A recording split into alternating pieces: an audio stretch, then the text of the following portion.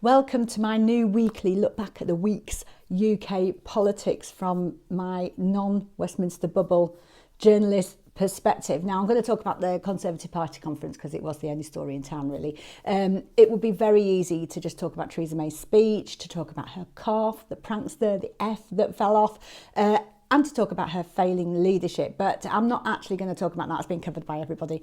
Not going to talk about that. Instead, I want to continue talking about a question I talked about last week, which was, has the centre of gravity shifted in UK politics? So it was clear that as far as the Conservatives were concerned, they were shifting. Then they feel that there has been a shift.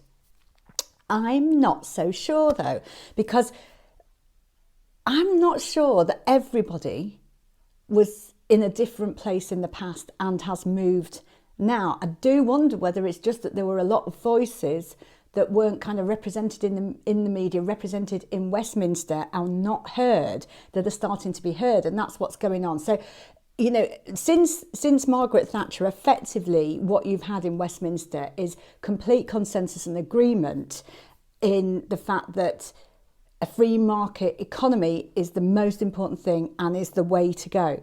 And you had that from Margaret Thatcher, you had that with Tony Blair, you had that with Gordon Brown, you obviously had that with David Cameron. And I think because pretty much most of the MPs all agreed with that, the different parties agreed with that, almost they got this idea that that's what everybody else in the country agreed with. I thought it was interesting, 2015 leaders debate, that was the first time when Nicola Sturgeon, Leanne Wood, Caroline Lucas, when they started to question austerity. And that was the first time on the mainstream media, if you like, that we'd heard the argument that austerity was a political position, not an economic necessity.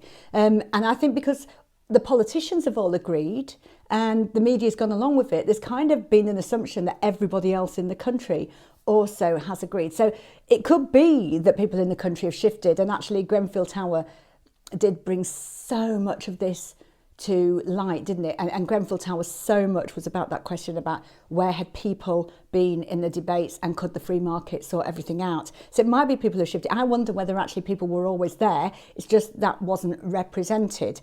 The other thing I want to very quickly touch on is this question of age, because obviously the Conservatives were really trying to go back for the youth vote, and we know there's all those questions about how old most Conservative Party voters are. Now, Philip Hammond in his speech, he talked about the 70s. So this is just an interesting concept, because if they're trying to attract younger voters, I don't think talking about the 70s will do it. So I am 48, okay, and I don't remember the 70s.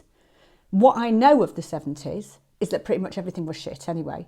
There was only 3 TV channels, nobody had computers, do you know what I mean? Customer service didn't exist, the food was pretty crap. So the idea that that means something to someone of my age and younger is a bit crazy. I think politicians are going to have to get a bit more sophisticated if they want to try and make that argument, because I don't think that people will buy the argument that because a political position might be a bit similar to in the 70s, everything else is going to be back like that. I think they're going to have to get a bit more sophisticated. Very last thing, there were obviously some announcements for more infrastructure money for the North, and I think loads of us in the North really grateful for the announcements, really pleased to hear them, pleased to hear Northern Powerhouse mentioned again. There's still so much cynicism about it though.